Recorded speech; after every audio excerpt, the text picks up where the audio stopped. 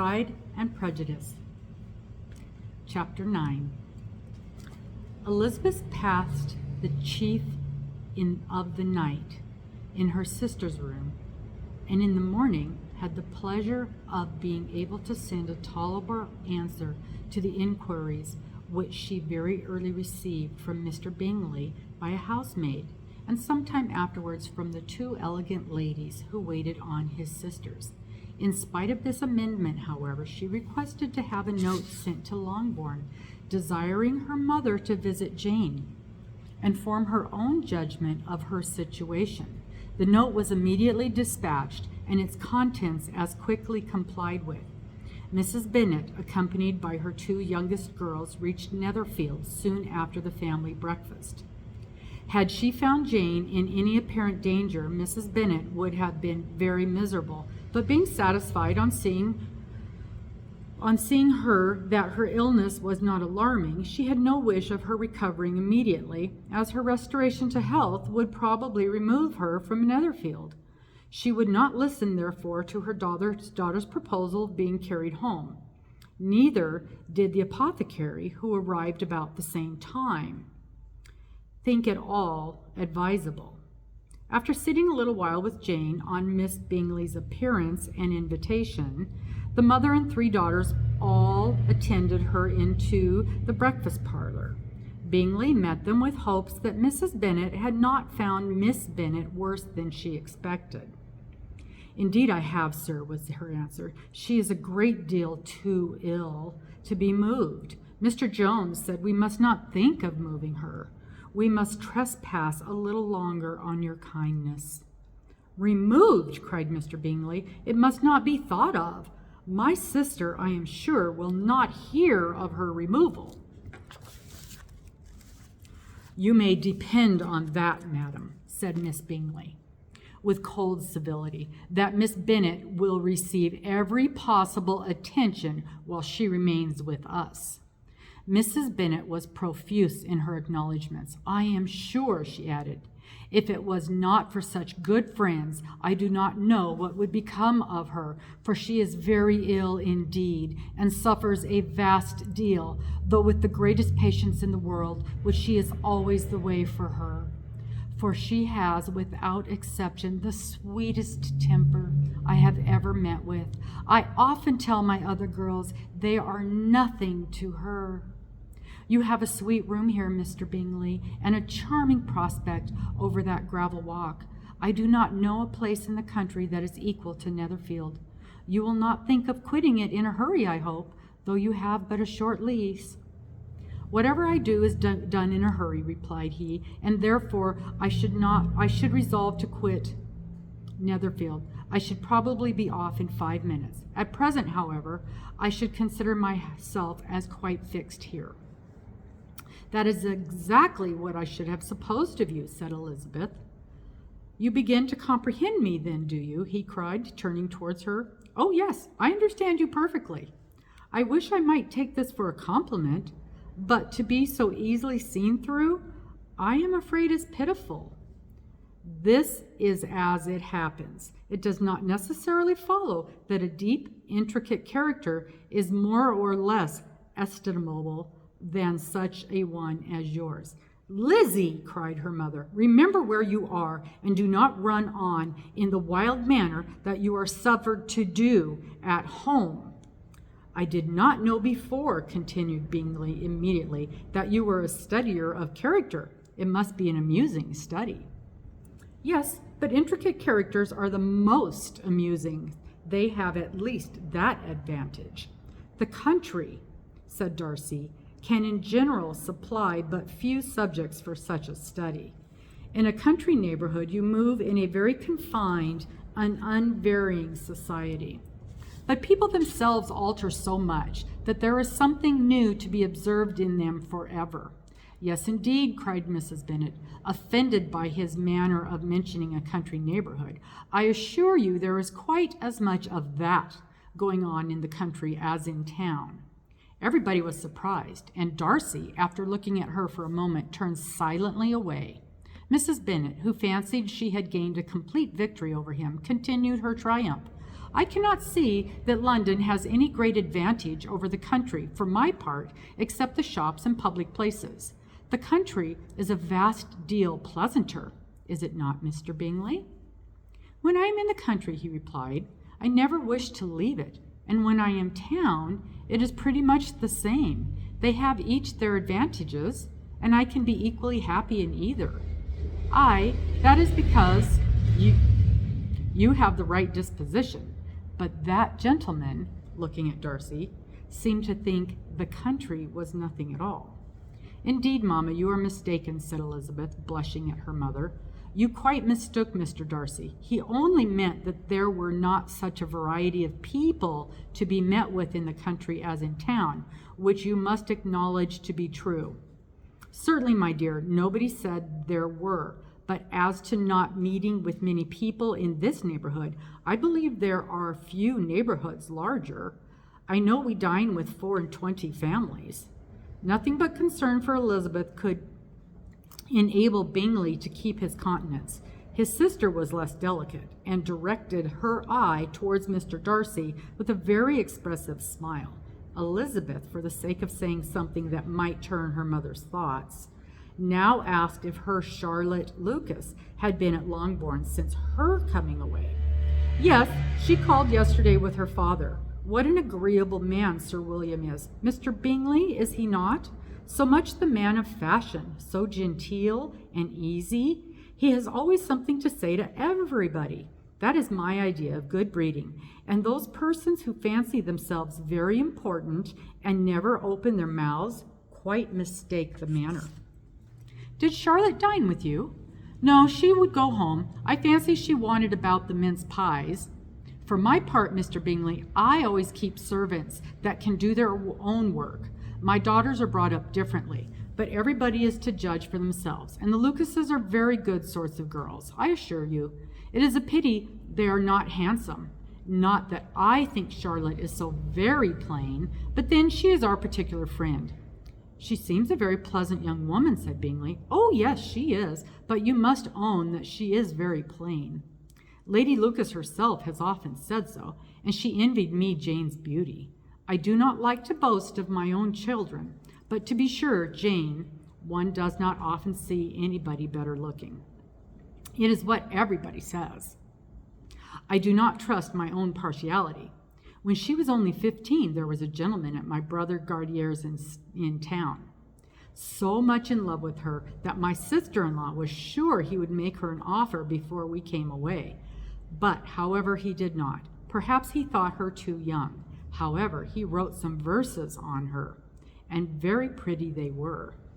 And so ended his affection, said Elizabeth impatiently. There have been many a one, I fancy, overcome in the same way. I wonder who first discovered the efficacy of poetry in driving away love. I have been used to consider poetry as the food of love, said Darcy. Of a fine, stout, healthy love it may. Everything nourishes what is strong already, but if it be only a slight, thin sort of inclination, I am convinced that one good sonnet will starve it entirely away. Darcy only smiled, and the general pause which ensued made Elizabeth tremble lest her mother should be exposed herself again. She longed to speak, but could only think of nothing to say.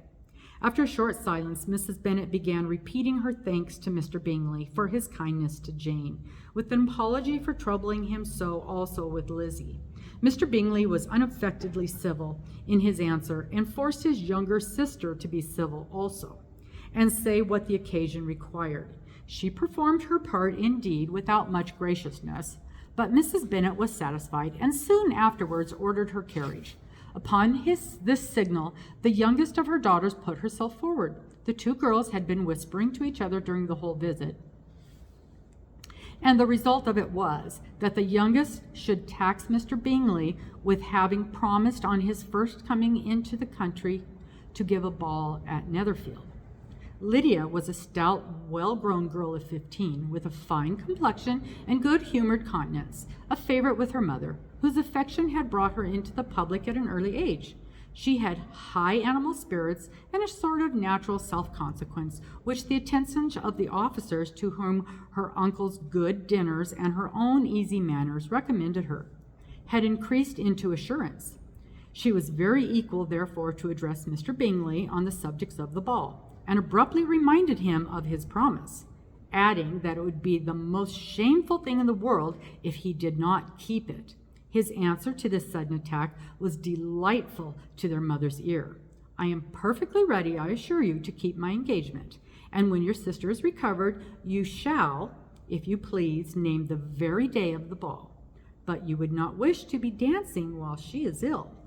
Lydia declared herself satisfied. Oh, yes, it would be much better to wait till Jane was well, and by that time, most likely, Captain Carter would be at Meryton again. And then you would have given your ball, she added. I shall insist on their giving one also. I shall tell Colonel Forster it will be quite a shame if he does not. Mrs. Bennet and her daughters then departed, and Elizabeth returned instantly to Jane, leaving her own and her relations' behavior to the remarks of the two ladies and Mr. Darcy, the latter of whom could not be prevailed on to join in their censure of her, in spite of all Miss Bingley's witticisms on fine eyes. Chapter 10. The day passed much as the day before had done. Mrs. Hurst and Miss Bingley had spent some hours of the morning with the invalid, who continued, though slowly, to mend, and in the evening Elizabeth joined their party in the drawing-room. The loo table, however, did not appear. Mr. Darcy was writing, and Miss Bingley, seated near him, was watching the progress of his letter, and repeatedly calling off his attention by messages to his sister. Mr. Hurst and Mr. Bingley were at the piquet, and Mrs. Hurst was observing their game. Elizabeth took up some needlework, and was sufficiently amused in attending to what passed between Darcy and his companion. The perpetual commendations of the lady, either on his handwriting, or on the evenness of his lines, or on the length of his letter, with the perfect unconcern with which her praises were received, formed a curious dialogue, and was exactly in unison with her opinion of each. How delightful Miss Darcy will be to receive such a letter. He made no answer. You write uncommonly fast. You are mistaken. I write rather slowly.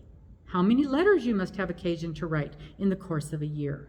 Letters of business, too. How odious I should think them. It is fortunate, then, that they fall to my lot instead of to yours. Pray tell your sister that I long to see her. I have already told her once by your desire. I am afraid you do not like your pen. Let me mend it for you. I mend pens remarkably well. Thank you, but I always mend my own. How can you contrive to write so even? He was silent. Tell your sister I am delighted to hear of her improvement on the harp, and pray let her know that I am quite in raptures with her beautiful little design for a table. I think it infinitely superior to Miss Grantley's. Will you give me leave to defer my raptures till I write again? At present I have no room to do them justice. Oh, it is of no consequence. I shall see her in January. But do you always write such charming long letters to her, Mr. Darcy? They are generally long, but whether they are always charming, it is not for me to determine. It is a rule with me that a person who can write long letters with ease cannot write ill.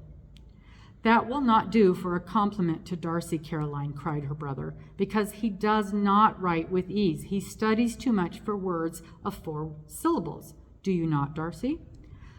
My style of writing is very different from yours. Oh, cried Miss Bingley. Charles writes in the most careless way imaginable. He leaves out half his words and blots the rest.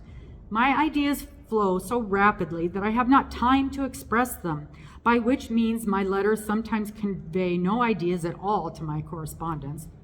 Your humility, Mr. Bingley, said Elizabeth, must disarm reproof. Nothing is more deceitful, said Darcy, than the appearance of humility. It is often only carelessness of opinion, and sometimes an indirect boast. And which of the two do you call my little recent piece of modesty? The indirect boast, for you are really proud of your defects in writing, because you consider them as proceeding from a rapidity of thought and carelessness of execution, which, if not estimable, you think at least highly interesting. The power of doing anything with quickness is always much prized by the processor, and often without any attention to the imperfections of the performance. When you told Mrs. Bennet this morning that if you ever resolved on quitting Netherfield, you would be gone in 5 minutes, you meant it to be sort of panegyric, a compliment to yourself.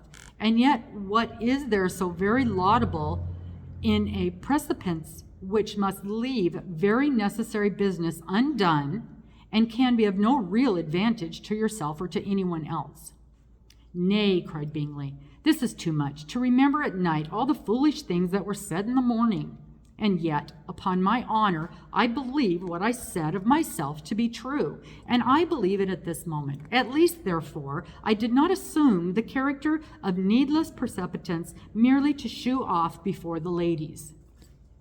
I dare you say you believed it, but I am by no means convinced that you would be gone with such celerity. Your conduct would be quite as dependent on chance as that of any man I know. And if, as you were mounting your horse, a friend were to say, Bingley, you had better stay till next week, you would probably do it. You would probably not go, and add another word, might stay another month. You have only proved by this, cried Elizabeth, that Mr. Bingley did not do justice to his own disposition. You have shown him off now much more than he did himself. I am exceedingly gratified, said Bingley, by your converting what my friend says into a compliment on the sweetness of my temper.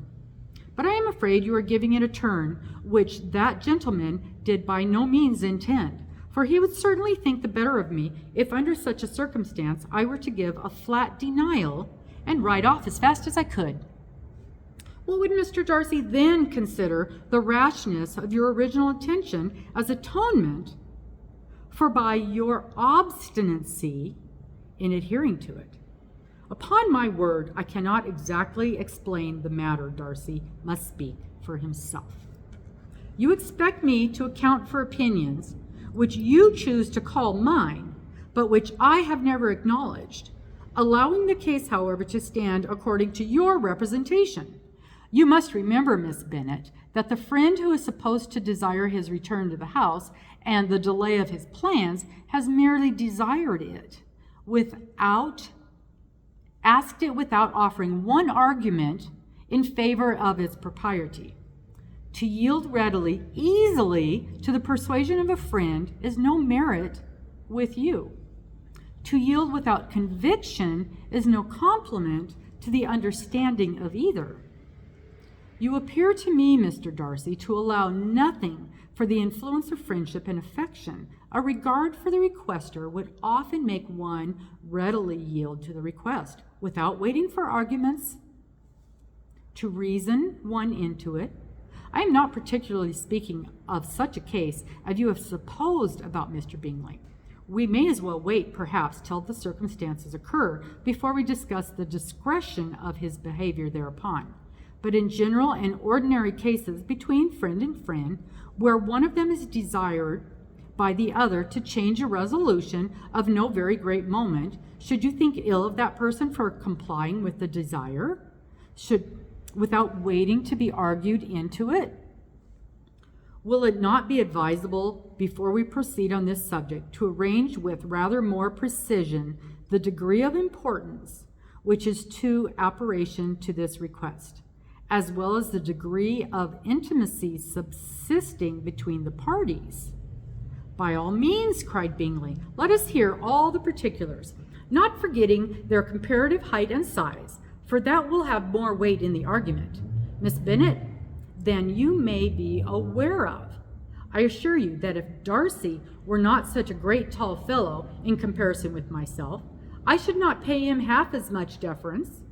I declare I do not know a more awful subject than Darcy, on particular occasions and in particular places, at his own house especially, and of a Sunday evening when he has nothing to do. Mr. Darcy smiled, but Elizabeth thought she could perceive that he was rather offended, and therefore checked her laugh. Miss Bingley warmly resented the indignity he had received, and expostulation with her brother for talking such nonsense. "I see your design, Bingley," said his friend. "You disliked an argument and want to silence this." "Perhaps I do. Arguments are too much like disputes. If you and Miss Bennet will defer yours till I am out of the room, I shall be very thankful, and then you may say whatever you like of me." "What you ask," said Elizabeth, "is no sacrifice on my side, and Mr. Darcy had much better finish his letter." Mr. Darcy took her advice and did finish his letter. When that business was over, he applied to Miss Bingley and Elizabeth for the indulgence of some music. Miss Bingley moved the alacrity to the pianoforte, and after a polite request that Elizabeth would lead the way, which the other as politely and more earnestly negative, she seated herself. Mrs. Hurst sang with her sister, and while they were thus employed, Elizabeth could not help observing, as she turned over some music books that lay on the instrument, how frequently Mr. Darcy's eyes were fixed on her. She hardly knew how to suppose that she could be an object of admiration to so great a man, and yet that he should look at her because he disliked her was still more strange. She could only imagine, however, at last, that she drew his notice because there was a something about her more wrong and reprehensible, according to his idea of right, than in any other person present. The supposition did not pain her. She liked him too little to care for his approbation. After playing some Italian songs, Miss Bingley varied the charm by a lively Scotch air, and soon afterwards Mr. Darcy, drawing near Elizabeth, said to her, "Do not you feel a great inclination, Miss Bennet, to seize such an opportunity of dancing a reel?" She smiled, but made no answer. He repeated the question, with some surprise at her silence. "Oh," said she, "I heard you before, but I could not immediately determine what to say in reply. You wanted me, I know, to say yes, that you might have the pleasure of despising my taste, but I always delight in overthrowing those kinds of schemes, and cheating a person of their premeditated contempt. I have therefore made up my mind to tell you that I do not want to dance a reel at all, and now despise me if you dare." "Indeed, I do not dare." Elizabeth, having rather expected to affront him, was amazed at his gallantry, but there was a mixture of sweetness and archness in his manner which made it difficult for her to affront anybody. And Darcy had never been so bewitched by any woman as he was by her. He really believed that therein, not for the inferiority of her connections, he should be in some danger. Miss Bingley saw or suspected enough to be jealous, and her great anxiety for the recovery of her dear friend Jane received some assistance from her desire of getting rid of Elizabeth. She often tried to provoke Darcy into disliking her guest by talking of their supposed marriage and planning his happiness in such alliance. "I hope," said she, "that they were walking together in the shrubbery the next day. You will give your mother-in-law a few hints when this desirable event takes place as to the advantage of holding her tongue, and if you can compass it, do cure the younger girls of running after the officers, and, if I may mention so delicate a subject, endeavor to check that little something bordering on conceit and impertinence which your lady possesses. Have you anything else to propose for my domestic felicity? Oh yes, do let the portraits of your uncle and aunt Phillips be placed in the gallery at Pemberley. Put them next to your grand uncle at the Judge. Your great uncle. Put them next to your great uncle at the Judge. They are in the same profession, you know, only in different lines. As for your Elizabeth's picture, you must not attempt to have it taken, for what painter could do justice to those beautiful eyes? It would not be easy indeed to catch their expression, but their color and shape and the eyelashes, so remarkably fine, might be copied. At that moment they were met from another walk by Mrs. Hurst and Elizabeth herself. "I did not know that you intended to walk," said Miss Bingley, in some confusion lest they had been overheard. "You used us abominably ill," answered Mrs. Hurst, "in running away without telling us that you were coming out." Then, taking the disengaged arm of Mr. Darcy, she left Elizabeth to walk by herself. The path just admitted 3. Mr. Darcy felt their rudeness and immediately said, "This walk is not wide enough for our party. We had better go into the avenue."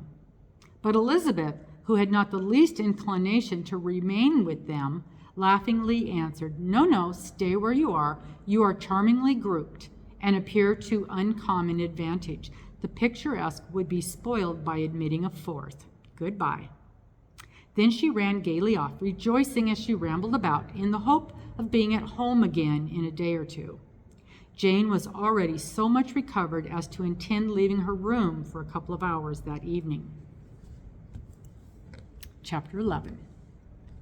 When the ladies removed after dinner, Elizabeth ran up to her sister, and seeing her well guarded from cold, attended her into the drawing room, where she was welcomed by her 2 friends, with many professions of pleasure. And Elizabeth had never seen them so agreeable as they were during the hour which passed before the gentlemen appeared. Their powers of conversation were considerable. They could describe an entertainment with accuracy, relate an anecdote with humor, and laugh at their acquaintance with spirit. But when the gentlemen entered, Jane was no longer the first object. Miss Bingley's eyes were instantly turned towards Darcy, and she had something to say to him before he had advanced many steps. He addressed himself directly to Miss Bennet with a polite congratulations. Mr. Hurst had made her a slight bow, and said he was very glad, but diffuseness and warmth remained for Mr. Bingley's salutations. He was full of joy and attention. The first half hour was spent in piling up the fire, lest she should suffer from change of room, and she moved at his desire to the other side of the fireplace, and she might be farther from the door. He then sat down by her and talked scarcely to anyone else. Elizabeth, at work in the opposite corner, saw it all with great delight. When tea was over, Mr. Hurst reminded his sister-in-law of the card table, but in vain. She had obtained private intelligence that Mr. Darcy did not wish for cards, and Mr. Hurst soon found even his open petition rejected. She assured him that no one intended to play, and the silence of the whole party on the subject seemed to justify her. Mr. Hurst had therefore nothing to do but to stretch himself on one of the sofas and go to sleep. Darcy took up a book, Miss Bingley did the same, and Mrs. Hurst, principally occupied in playing with her bracelets and rings, joined now and then in her brother's conversation with Miss Bennet. Miss Bingley's attention was quite as much engaged in watching Mr. Darcy's progress through his book as in reading her own, and she was perpetually either making some inquiry or looking at his page. She could not win him, however, to any conversation. He merely answered her question and read on. At length, quite exhausted by the attempt to be amused with her own book, which she had only chosen because it was the 2nd volume of his, she gave a great yawn and said, "How pleasant it is to spend an evening in this way. I declare, after all, there is no enjoyment like reading. How much sooner one tires of anything than of a book.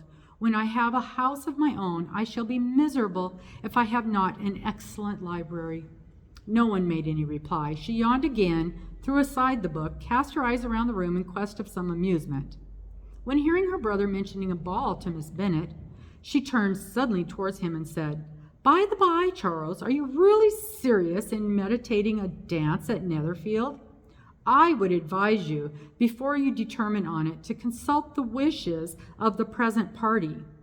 I am much mistaken if there are not some among us to whom a ball would be rather a punishment than a pleasure." "If you mean Darcy," cried her brother, "he may go to bed, if he chooses, before it begins. But as for the ball, it is quite a settled thing, and as soon as Nicholas has made white soup enough, I shall send round my cards. I should like balls infinitely better, she replied, if they were carried on in a different manner. But there is something insufferably tedious in the usual process of such a meeting.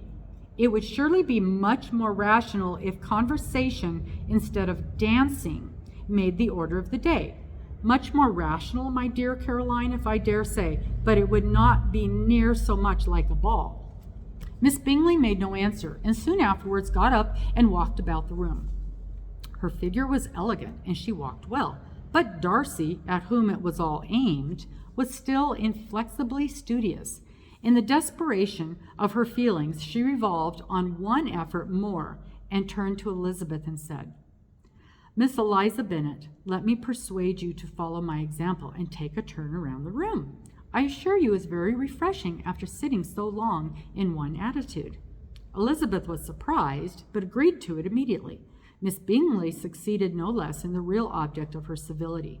Mr. Darcy looked up. He was much awake to the novelty of attending in that quarter, as Elizabeth herself could be, and unconsciously closed his book. He was directly invited to join their party, but he declined it, observing that he could imagine but two motives for the choosing to walk up and down the room together, with either of which motives his joining them would interfere. What could he mean?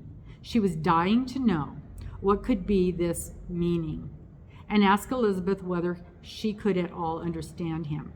Not at all, was her answer, but depend upon it, he means to be severe on us, and our surest way of disappointing him will be to not ask him about it.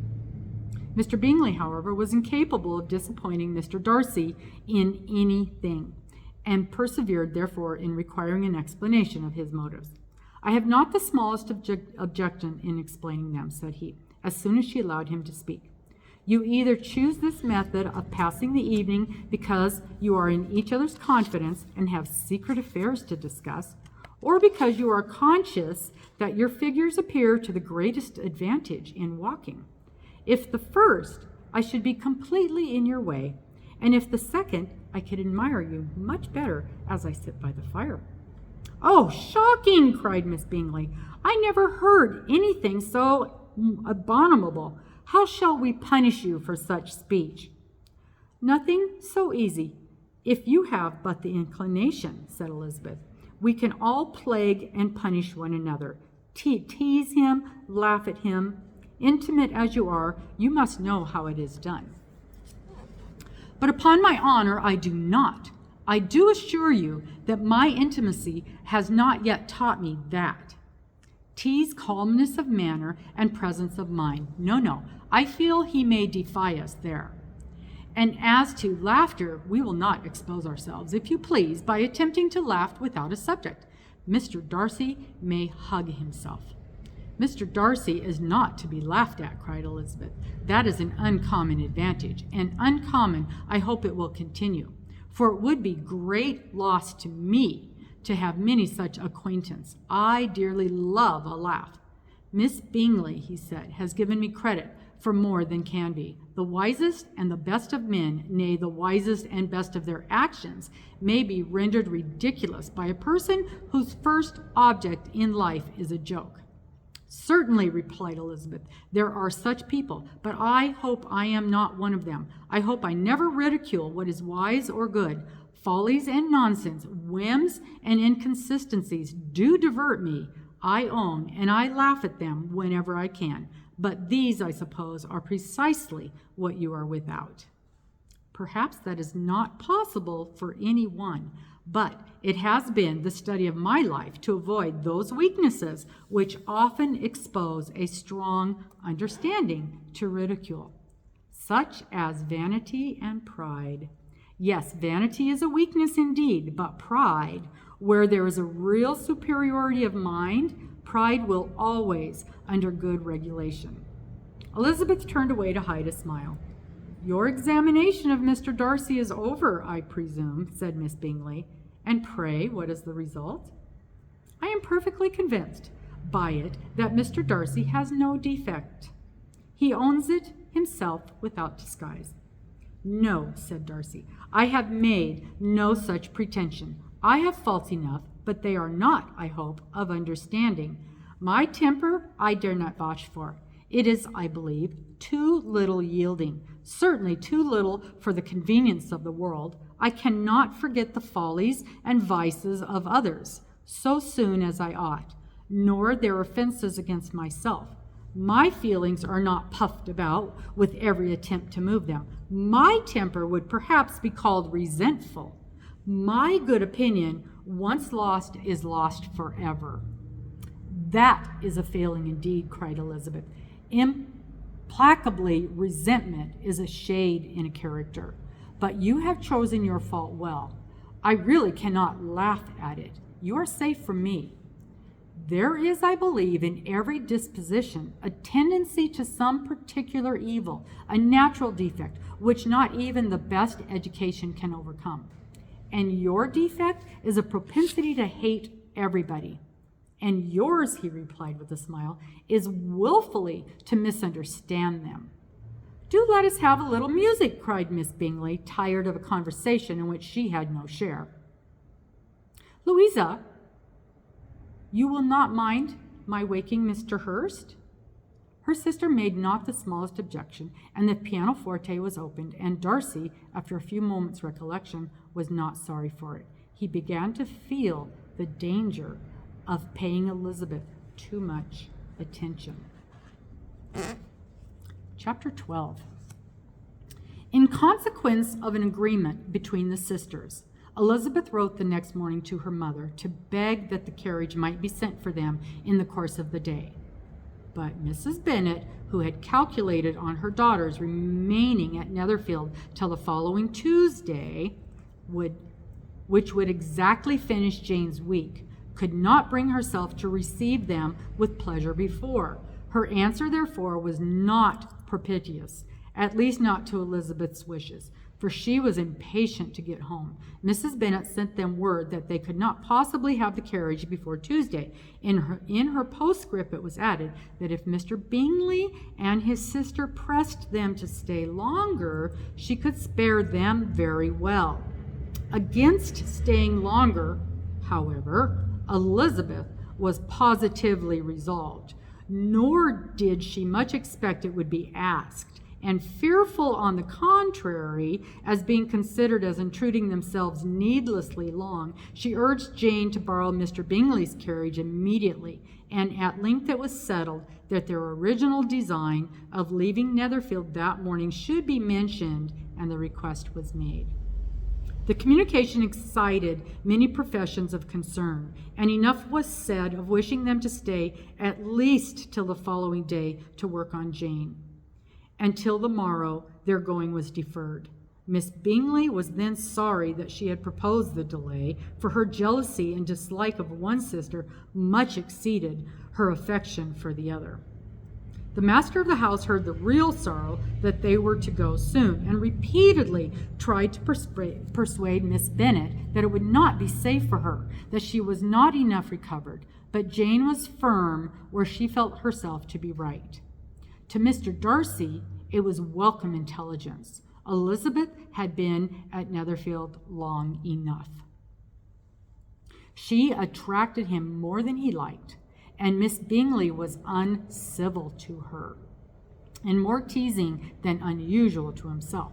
He wisely resolved to be particularly careful that no sign of admiration should now escape him, nothing that could elevate her with the hope of influencing his felicity, sensible that if such an idea had been suggested, his behavior during the last day must have material weight in confirming or crushing it. Steady to the purpose, he scarcely spoke 10 words to her through the whole of Saturday, and though they were at one time left by themselves for half an hour, he adhered most conscientiously to his book and would not even look at her. On Sunday, after morning service, the separation, so agreeable to almost all, took place. Miss Bingley's civility to Elizabeth increased at last very rapidly, as well as her affection for Jane. And when they parted, after assuring the latter of the pleasure it would always give her to see either at Longbourn or Netherfield, and embracing her most tenderly, she even shook hands with the former. Elizabeth took leave of the whole party in the liveliest spirits. They were not welcomed home very cordially by their mother. Mrs. Bennet wondered at their coming, and thought them very wrong to give so much trouble, as was sure Jane would have caught cold again. But their father, though very laconic in his expressions of pleasure, was really glad to see them. He had felt their importance in the family circle. The evening conversation, when they were all assembled, had lost much of its animation, and almost all of its sense, by the absence of Jane and Elizabeth. They found Mary, as usual, deep in the study of thorough base and human nature, and had some new extracts to admire, and some new observations of threadbare morality to listen to. Catherine and Lydia had information for them of a different sort. Much had been done, and much had been said in the regiment since the preceding Wednesday. Several of the officers had dined lately with their uncle. A private had been flogged, and it had actually been hinted that Colonel Forrester was going to be married. We'll see you next week.